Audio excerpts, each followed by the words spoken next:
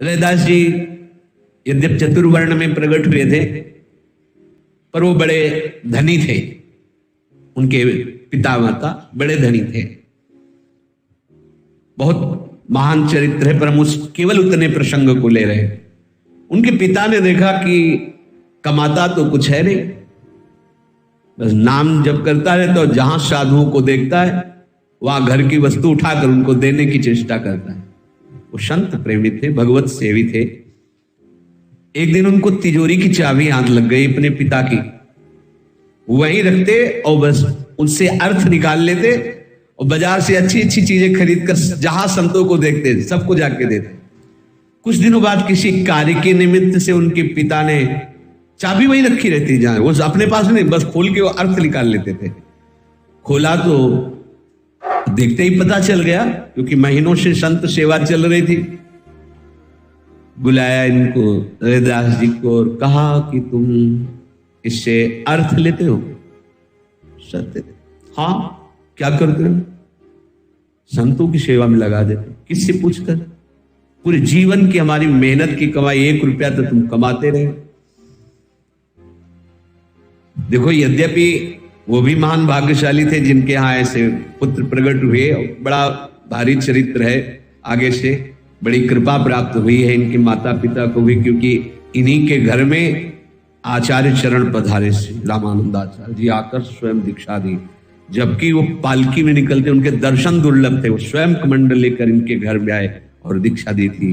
वो बड़ा चरित्र है, पर हम केवल उतनी बात बताना चाहते हैं। उनको असंतुष्टता हो गई, ठीक है हमारा ब्याह हो गया, फिर भी तुम मनमानी करते हो, हमारी आज्ञा के विपरीत आचरण करते हो। पिता ने निकाल दिया, चलो पति पत्नी दोनों निकलो, बिना आज्ञा के हमारी तिजोरी तुमने लुटाई दूसरों को, संतों को, चलो। उनको बिल्कुल अच्छा नहीं लगा। घर के पिछवाड़े जमीन थी, दे दिया। बहुत सा धन संपत्ति थी, पर एक कण नहीं दिया गुस्सा में, दोनों अलग हो जाओ। रैदास जी बड़े सुखी थे। क्यों? प्रभु जो करते हैं सब अच्छा करते हैं। तो रैदास जी ने बहुत कृपा का अनुभव किया कि अभी तक हम घर में बुलाकर सेवा नहीं कर सकते थे, आज हमको स्वतंत्रता मिल गई, हम जैसे चाहेंगे संतों की सेवा करेंगे। देखिए, इतने महान भक्त हैं, नाम जप करते हुए चमड़ा खरीद के लाते हैं, उससे अपने एक पात्र बड़ा सकट होता है, उसमें उसको धो के साफ करते हैं, नाम जप करते हुए, फिर वो जूती बनाते हैं। अच्छा, उसमें अगर कोई संत भगवान आ जाते हैं तो उनको ऐसे ही पहना देते हैं। किसी संत भगवान की फट गई है जूती तो उसे सिल देते हैं, कोई भेंट नहीं लेते। कोई ऐसे गृहस्थ आए, सेवा कराई, भेंट दे दी, उस भेंट से वो संत सेवा करते हुए अपना पोष, बस एक कुछ कांस का छप्पर, पति पत्नी उसी के नीचे वास कर रहे हैं। अब सर्दी आई, अब छप्पर ऐसे केवल पड़ा हुआ है, कुछ दिया है नहीं पिता ने, और जूती गांठने में 1,00,000-2 लाख नहीं मिलते हैं, केवल अन्न उदर पोषण आदि भले हो जाए, वस्त्र आदि की भी व्यवस्था नहीं थी। तो सहे अति कष्ट अंग हिये सुखशील रंग, आए हरि प्यारे लियो भक्त भेष धारी के, कियो बहुमान खान पान सो प्रसन्न हुए के, दीनों कहो पारस है राखियो संभारी के, मेरे धन राम कछु पाथर न सरे काम, दाम में न चाहो डरो तनवारी के, रापी एक सोना कियो दियो करी कृपा, राखो यह छानी मांझ लेहू जो निहारी के। भगवान ने देखा, सीधे भगवत प्राप्ति की बात है। कर्म करते हुए, प्राप्त कर्तव्य कर्म करते हुए निरंतर नाम जप करने वाला उपासक बहुत जल्दी भगवत साक्षात्कार करता है। रैदास जी की ऐसी सेवा और ऐसी अकिंचनता, ऐसा कष्ट, सर्दी में पूरी रात पति पत्नी कांपते हुए जिसका कोई नहीं होता। देखो ये कृपा होती है। हम चाहते हैं कि हमें वास अच्छा मिले, परिस्थिति सुधरे, हमारी सब व्यवस्था, नहीं भाई, व्यवस्था की तरफ मत देखो, प्रभु की तरफ देखो। वो व्यवस्था करेंगे तो उनकी बात अलग, आप व्यवस्था मांगोगे तो फंस जाओगे उसी व्यवस्था में। सर्दी में कांपती हुई सर्दी व्यतीत हुई, वर्षा में वो छप्पर टपकता, भींजते हुए रात दिन व्यतीत करती। दिन में वही काम, बाजार चले जाना, वहां पददासी पादुका की सेवा, उससे जो मिलता वो संत सेवा और स्वयं भगवान को बर्दाश्त नहीं, क्योंकि प्रतिपल देख रहे हैं अपने लाडले भक्त को। प्रभु ने सोचा ऐसे भगवान बनकर के जाना तो ठीक नहीं है, साधु वेश, भक्त वेश धारा। वैसे ही रैदास जी की तो भक्तों के प्रति बड़ी भावना थी, और जो ही आज देखा भक्त रूप में तो विशेष आकर्षण था। देखते ही उनको पतली से कहा, आज तो मैं कृतकृत्य हो रहा हूं, पता नहीं कैसा अद्भुत आनंद आ रहा है, और नाचने लगे। जब भगवान भक्त वेश में आए तो उनके सामने नाचने लगे और कहने लगे, आज के दिवस को जाऊं बलिहारा, आज के दिवस को जाऊं बलिहारा, मेरे घर आयो, मेरे घर आयो राजा राम जी का प्यारा, आज के दिवस को जाऊं बलिहारा, जाऊं बलिहारा, करो दंडवत चरण पखारूं, तन मन धन संतन परवारूं, आंगन भवन भयो अति पावन, हरिजन बैठे हरि जस गावल, कहे कथा अरवरथ विचारे, आप उतरे औरन को तारे, कहे रैदास मिले हरिदासा, जन्म जन्म की पूरी आशा, आज के दिवस को जाऊं बलिहारा, मेरे घर आयो राजा राम जी का प्यारा, मेरे घर आयो। नाच नाच कर आनंदित होकर भगवान जो संत वेश में उनके चरण पखारे विराजमान किया। प्रभु आप जानते हैं मैं चतुर्वर्ण का हूं, तो सूखा आटा है, नमक है, आप रोटी बना लीजिए और नमक रोटी पा लीजिए। नहीं नहीं, हम ऐसे संत नहीं, चूल्हा चक्की है सब। भगवान ने कहा मैं ऐसे, तो विचार किया रैदास जी ने, शायद हमारी जाति पक्षी की तरफ दृष्टि हो, तो उनका प्रभु समझ गए, हे पैसे दो पैसे हैं हमारे पास जूता काटने के, बाजार में कोई फल मीठा ले लेना, आप पा लेना। प्रभु ने कहा वो अर्थ तो छूता नहीं, मेरे पैरों में लौटता रहता है, मैं अर्थ स्वीकार नहीं करता। हाँ, मां लक्ष्मी सहलाती रहती, वो स्वीकार भी नहीं करते। विनम्रता पूर्वक पूछा, आखिरकार आपका कैसे मैं स्वागत करूं? उन्होंने कहा कि हमें तो आपके हाथ का प्रसाद पाना है। आपकी जो अर्धांगिनी है बहुत भाव से कढ़ी पकौड़ी ये सब बढ़िया बना लेती है, सुना है संतों से, क्योंकि आपके यहाँ संत आते जाते रहते। हमको तो वही पाना है, अगर आप वास्तविक पवाना चाहते हो तो वही भोग लगाओ ठाकुर जी को, हमें पवाओ। तो उनका प्रभु आप विचार करके देख लीजिए, लोक में आपकी निंदा होगी, मैं चतुर्वर्ण का हूं। बोले आप कैसे बोलते हैं, ठीक से बात करो। जो वैष्णव होता है उसका गोत्र होता है अच्युत, और जितने वैष्णव होते सबका गोत्र होता है, तो हम एक ही कुल के एक ही गोत्र के तो हुए, हमको छल में मत डालो, आप हमारे ही परिवार के हैं, आप हमारे ही गोत्र के बनाइए और हम पाएंगे। बड़ा सुख हो रहा है रैदास जी को कि आज तक जो है इतना अपनापन मुझे कहीं से प्राप्त नहीं हुआ। कहा प्रभु जब आप राजी हो तो मेरे अहोभाग्य। तत्काल पत्नी के साथ मिलकर सुंदर रसोई बनाई और प्रभु को भोग लगा करके पवाया। प्रभु ने प्रसाद पाकर के रैदास जी से कहा कि मैं देख रहा हूं कि आपके पास बड़ी अव्यवस्था है, न मकान है, न सैया है, न वस्त्र है, न ठीक से भोजन सामग्री है। मेरे तपस्या के परिणाम से मुझे एक मणि मिली जिसका नाम पारस मणि है, आप इसको स्वीकार कर लो, इसे संभाल कर रखना, ये आपके काम में आएगी, आप जो चाहो सो कर सकते हो। रैदास जी ने कहा कि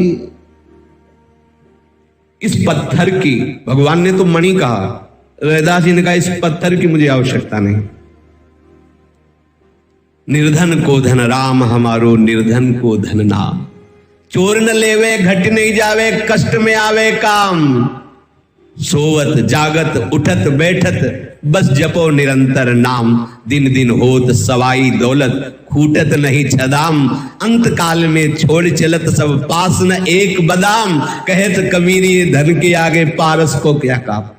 जिसके पास नाम धन है वो, भगवान ने कहा तो अभी महिमा नहीं जानते हो, तो चमड़ा को काटने की जो एक रापी होती है और उसको सिलने की जो, तो एक उसमें यंत्र में ऐसे पारस हुआ, सोने की हो गई, समझ लो बहुत काम की चीज है।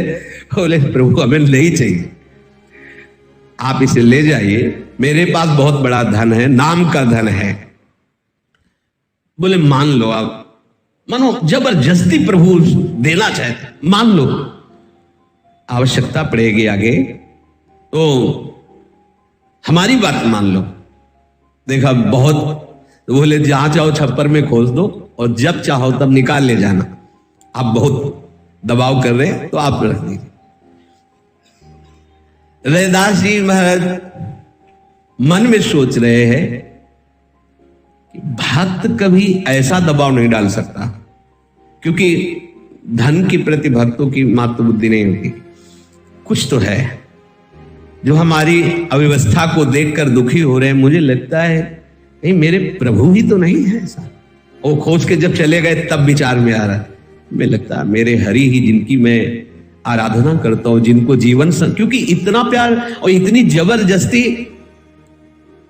13 महीना बाद फिर वापस हुए उसी वेश में प्रभु, तो आए फिर श्याम मास 13 बीतीत भय, प्रीति करी बोले कहो पारस की रीति को, तो वही ठोर लीजे मेरो मन ना पतीजे, अब चाहो सोई कीजे मैं तो पावत हो भीति को।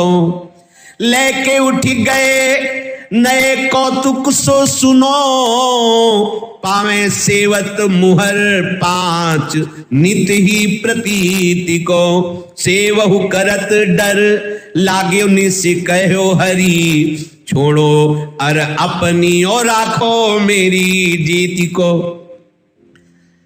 प्रभु 13 महीने बाद फिर आए वही संत वेश में, बड़े प्रेम से रैदास जी ने वैसे ही सेवा की अपनी गरीबी वाली। सोचा प्रयोग नहीं किया, क्योंकि उसका प्रयोग अलग दिखाई देता है, तो प्रयोग नहीं किया उस पारसमणि का। तो रैदास जी ने कहा हमें आवश्यकता नहीं पड़ी, आप जहां रख गए थे जैसे रख गए थे, हमने देखा भी नहीं छुआ भी नहीं, प्रयोग की तो बात जाने दो, वही रख। देखो कैसे नाम प्रेमी संत है, आप उसे ले लीजिए, वो कभी मेरे काम में नहीं आने वाली, वो छप्पर में ही खुशी रहेगी। क्योंकि मुझे धन पे विश्वास नहीं है, मुझे विश्वास है कि नाम जप करते हुए दैन्यता पूर्वक जो भी व्यवस्था है उससे प्रभु प्रसन्न होते हैं। हम धन की चाह करने वाले नहीं हैं, आप उसे ले जाइए। मुझे पारस से और पारस के स्पर्श किए हुए सोने से, दोनों से डर लगता है। ये हमारी बुद्धि को प्रभु के नाम से, प्रभु की सेवा से दूर न कर दे, ले जाओ इसको। श्री रैदास जी की ऐसी बात सुनकर पारस को लेकर के प्रभु उदास से हुए। प्रातः काल रैदास जी जब ठाकुर सेवा करने के लिए गए तो वहां 5 मोहरे मिली स्वर्ण की। अब जिद्दी तो है ही, भक्त जिद्दी तो भगवान भी जिद्दी। उनके चरणों सुनते बिहारी जी के भी चरणों से प्रकट होती थी, स्वामी जी उत्तम भोग लगाए, मोर मरकट को सेवे। रैदास जी ने उनको देखा तो छुआ भी ले, चिमटा से जैसे रोटी बनाई जाती है ऐसे पकड़ के गंगा जी में फेंक दिया जाके। अब रैदास जी को ठाकुर जी के पास भी जाने में भय लगने लगा कि ये भी मोहरे पैदा करने लगे हैं, प्रेम देने की जगह मोहरे पैदा करे। प्रभु ने देखा कि मान ही नहीं रहे, स्वप्न में प्रकट हुए और कहा कि देखो हमको जिता दो ना, तुम हार जाओ, हमारी बात मान लो। कैसा कैसा प्यार है, जैसे माँ कहती है ना दूध पी लो, दूध पी लो, हम फिर तुम्हें वहां ले चलेंगे, दुलार कर। ऐसे प्रभु देखो कि देख रहे भक्त के पास अव्यवस्था ही अव्यवस्था है, तो कह रहे मान लो ना, हम मान गए तुम जीत गए, लेकिन हमको जिता दो ला, तुम हार जाओ। प्रभु कह रहे तुम हार जाओ, तुम अपना हट छोड़ दो, मेरी जीत होने दो, मुझे अच्छा लगेगा। मैं ही साधु वेश में पारस लेकर आया था, मैं ही ये चाह रहा हूं वैसा। रैदास जी ने कहा प्रभु पहली बार में ही आज्ञा दे देते तो सिरोधार्य हो जाता, हम तो आपके नाम को परम धन मानकर उसी को दुलार कर, पर आप जीतना चाहते स्वीकार है, जैसी आपकी आज्ञा समन सुसाहिब सेवा, अपने स्वामी की आज्ञा का पालन करना सबसे बड़ी सेवा होती है। जब भगवान कह रहे मुझे जिता लो तो हाथ जोड़कर कहा प्रभु जो आज्ञा, जैसी आपकी आज्ञा। सबसे पहले क्या किया, संतों का निवास स्थान बनाया, भगवान का नहीं, बाद में आया है हरि मंदिर बनाया। मोते अधिक संत कर लेखा, भगवान का स्वयं आदेश है कि वो मुझे बहुत प्यारा भक्त लगता है जो मेरे से भी बढ़कर संतों के प्रति भाव रखता है। संत निवास बनाया, फिर सुंदर भगवान का मंदिर बनाया, अनेक प्रकार के सुंदर मंडप तैयार किए। ऐसी शोभा संत निवास की, ऐसी शोभा भगवत मंदिर की कैसे वर्णन करें। दिन रात वहां अब तो संत रहने लगे, कीर्तन कथा की धूम मच गई, सुंदर सुंदर भोग पकवान बन रहे, भोग लग रहा ठाकुर जी का, संत जन पा रहे। जहां संत जन नाम कीर्तन और भगवत चर्चा करते वहां भक्ति देवी स्थायी वास करती, बाहर यहां तो नृत्य करती है, प्रेम लक्षणा भक्ति यहां तो वैसे गलियों में नृत्य करती, श्रीधाम वृंदावन, फिर यहां नाम कीर्तन। ये आपके अंतःकरण के मल को नष्ट कर देगी, भगवत प्रीति प्रदान करेगी। तो जहां संत जन कीर्तन करते हैं, भक्ति देवी साक्षात वहां रमण करती है। भक्ति दूसरी जगह जाना भूल जाती है, जहां भक्तजन, बहुत भक्तजन नाम कीर्तन, पद कीर्तन, लीला गायन, लीला श्रवण। अब तो ऐसी नाम कीर्तन, ऐसी भगवत चर्चा, ऐसी संत सेवा कि रैदास जी का सुयश फैलने लगा। बड़े बड़े लोग श्री रैदास जी के दर्शन करने आने लगे। अनेक प्रकार के सुंदर सुंदर भोग बनाए जाते, ठाकुर जी को लगते, संत जन पाते, संत जन अनेक राग रागिनियों से गायन करते, बड़ा आनंद मचता। ब्राह्मणों के शरीर में रोग हो गया, काशी के। क्या रोग? ईर्ष्या रोग। ये बड़ा भयानक रोग होता है। कंचन तजना सहज है, सहज तिया का नेह, मान बड़ाई ईर्ष्या दुर्लभ तजना ए। ये बड़े बड़ों के हृदय में लग जाती है। वो अमुक संत की बहुत विस्तार पूर्वक कीर्ति बढ़ रही, तो कितने बड़े बड़े उनके हृदय में जलन, एक कैसे नीचा दिखाया जाए इसको, ऐसा हो जाता है। और इसमें प्रधान कारण बड़े खिलाड़ी प्रभु का ही होता है। बड़े खिलाड़ी है, कहां छप्पर के नीचे रह के नाम कीर्तन भजन साधु सेवा चल रही थी, कहां संत निवास और बड़ा मंदिर ये सब विस्तार कराया, और उधर ब्राह्मणों के हृदय में प्रेरणा कर दी कि इनका विरोध करो। समझ लेना, विरोधी और कोई नहीं, महाराज के द्वारा ही लगाए गए हैं। भगवान ऐसा क्यों कहते हैं? भगवान ऐसा क्यों करते हैं? अपने संतों का विरोध क्यों करवाते हैं? उनकी निंदा क्यों करवाते हैं? उनके साथ ऐसा प्रतिकूल व्यवहार क्यों करते हैं? नीचे अभी उसका वर्णन होगा। बोले जिते प्रतिकूल में तो माने अनुकूल याते संतन प्रभाव मनि कोठरी की तारी है। ये कई बार चर्चा में कहा है कि संतों के यश का झंडा उनके विरोधी रूपी डंडे से फहराता है। जितना संतों का विरोध कोई करेगा उनका यश उतना ही फैलता है। इसलिए भगवान बड़े बड़ों को प्रेरित कर देते हैं। बेमतलब गाली, बेमतलब निंदा। तो आपको अगर आप मान बढ़ाई चाह करने वाले तो आप उदास हो जाएंगे, और यदि अनासक्त हैं भगवत मार्ग के पथिक है तो कोई फर्क नहीं पड़ेगा, कितना भी बोलते रहो, और सुयश होगा और चमत्कार प्रकट होगा। प्रीति रस रास सो रैदास हरि सेवत है। प्रेम रस में मगन श्री रैदास जी हरि की सेवा कर रहे हैं। हरि की सेवा का प्रधान स्वरूप हरि के शरणागतों की सेवा। पहले इसीलिए संत निवास बनाया। किंचन मात्र रैदास जी के हृदय में ना मान की इच्छा है कि लोग जाने कि हमारे भी संत निवास से ठाकुर सेवा होती, ऐसी कोई भावना स्पर्श भी नहीं की है। उन्होंने स्वीकार ही किया भगवान की प्रार्थना से कि मुझे जिता लो और ये स्वीकार कर लो। प्रभु ब्राह्मणों के हृदय में जाके द्वेष की प्रेरणा दे, करो इनसे द्वेष करो। बस यही समझना होगा। ये जो हम लोग मान बैठते हैं ना कि अमुक आदमी हमारी निंदा करता है, अमुक आदमी द्वेष कर, हमने तो कभी इसका कुछ बिगाड़ा नहीं, हम तो इसको जानते नहीं ऐसा क्यों ये करता है। क्योंकि स्वामी चाहते हैं कि ये क्यों में तुम्हारा मिटे और तुम्हारे यश का जगत में विस्तार हो। ये बड़े विचित्र खिलाड़ी हैं। ब्राह्मणों ने आपस में चर्चा की कि यार हम इतना वेदांत तो सब पढ़े हुए हैं, हमारी कोई जय जयकार नहीं, और रैदास जी के यहाँ तो देखो ना भीड़ लगी रहती है, खूब भोग पकवान और संतों का नाम कीर्तन और कथा, और पूरे जगत में उनका यश फैल रहा है। ये तो मतलब बहुत ही हानि की बात हो जाएगी। ब्राह्मणों ने कहा ये तो धर्म विरुद्ध है। समस्त ब्राह्मण लोग मिलकर के बादशाह के पास गए और कहा तुम्हारे राज्य में अकाल पड़ जाएगा। तो ऐसा क्या? बोले अपूज्या यत्र पूज्यन्ते पूज्य पूजा व्यतिक्रमा ततस्तत्र प्रवर्तन्ते दुर्भिक्षम मरणम भयम। शास्त्र सिद्धांत है जहां पूजनीयों की पूजा नहीं की जाती और अपूजनीयों को पूजा जाता है, वहां दुर्भिक्ष होता है, वहां अकाल पड़ता है, वहां मरण शुरू हो जाता है। ऐसे भयानक रूप जो जनता का नाश कर देते हैं।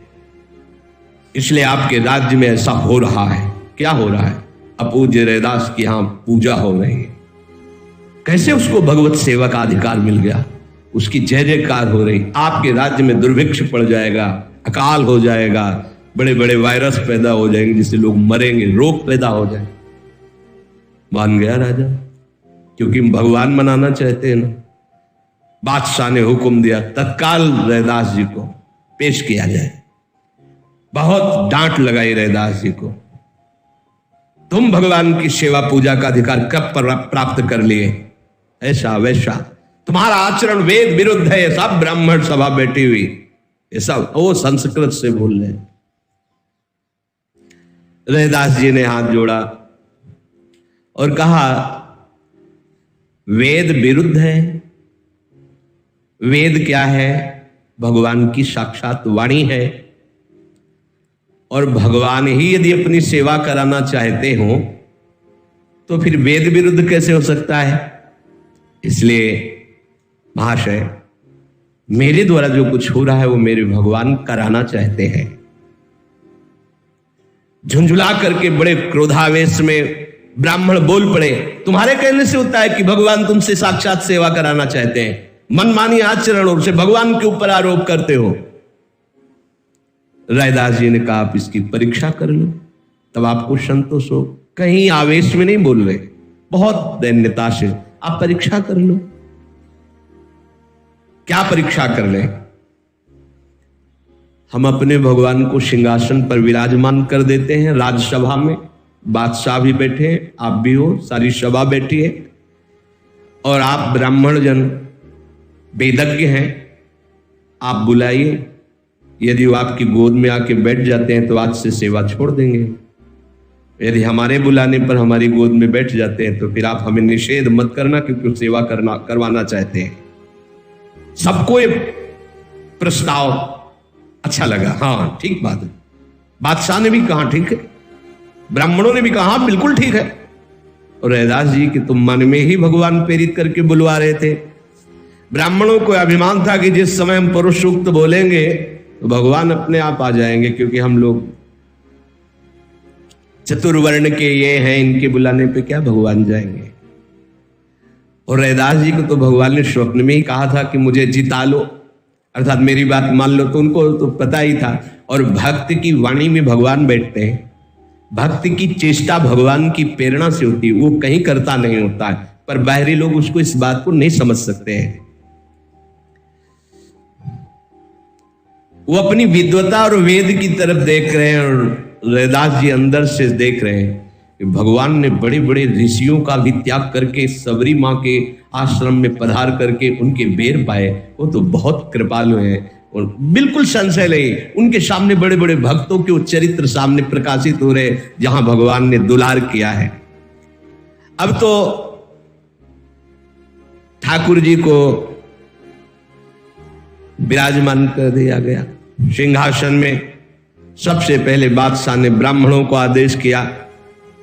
ब्राह्मणों ने कुशासन से पवित्रो वा सर्वावस्थांगतोऽपि वा स्मरेत् पुंडरीकाक्षं स्वायाभ्यंतरः शुचि केशवाय नमः नारायणाय नमः माधवाय नमः। कुशासन बिछाया, मृग चरण में बैठे, रेचक कुंभक पूरक पूरा जैसे पवित्रता का पूरा विधान, और बैठ करके और फिर शुरू किया हरि ओम मां सहस्रशीर्षा पुरुखा सहस्राक्षा सहस्रपात स भूमिग्वं सर्वतः प्रत्वात्यतिष्ठदशांगुलम् पुरुखे वेदग्वं सर्वं यद्भूतं यच्च भाव्य। वेद स्तुति पूरी समाप्त हुई। सिंहासन कहीं कुछ नहीं। रैदास जी ने कहा और कोई स्तोत्र मंत्र बकाया रह गया हो तो अभी और कर लीजिए। बोले हमारी तरफ से तुम बुला के दिखाओ। बादशाह की तरफ देखा, आज्ञा है हुजूर। बोले हाँ। भक्त का सबसे बड़ा बल होता है प्रेम। हे हरि आवहु बेगी हमारे हरि, कोई और नहीं हो, आप हमारे प्राण प्रीतम हो। हे हरि आवहु बेगी हमारे, जैसे आए द्रुपद सुता के गज के काज सिधारे। हे हरि आवहु बेगी हमारे, ज्यों प्रहलाद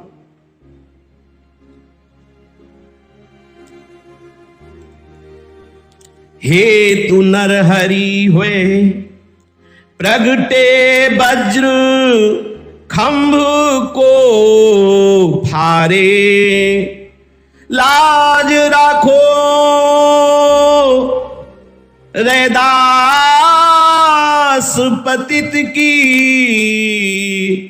हे दशरथ राज दुलारे। जो ही ये कहा लाज रखो, सिंहासन चल पड़ा। जैसे कोई अपने चरणों से चलता है ना, ऐसे सिंहासन चलने लगा। और सिंहासन सहित प्रभु आकर के गोद में बैठ गए रैदास जी के। अब तो किसी प्रमाण की जरूरत ही नहीं थी। बादशाह सहित समस्त ब्राह्मण नतमस्तक हो गए। बादशाह ने कहा आज के बाद आपकी इस भगवत सेवा में कोई भी विघ्न नहीं पहुंचा सकता, क्योंकि प्रत्यक्ष में भगवान आपसे सेवा कराना चाहते हैं। तो ये लीला क्यों करवाई, क्यों विरोध करवाया? तो कह रहे यदि विरोधी लोग ना हो तो इन महापुरुषों का प्रभाव ही प्रकट ना हो। ये विरोधी बड़े कृपालु हैं। साधो निंदक मित्र हमारा, ऐसा कोई हमारा प्यार करने वाला नहीं मिलेगा जैसा निंदा करने वाला होता है।